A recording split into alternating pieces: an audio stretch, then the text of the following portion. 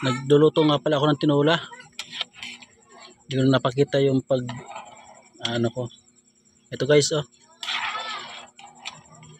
Tinola, lalagyan ko siya ng tanglad para medyo mabango at masarap. Yan guys.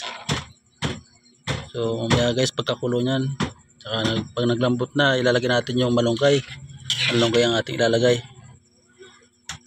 para masustansya ang ating ulam.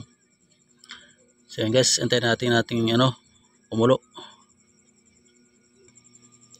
So yun guys, kulong-kulo na ang ating ilalagay natin yung itong malunggay. Ayan guys, nailagay na natin.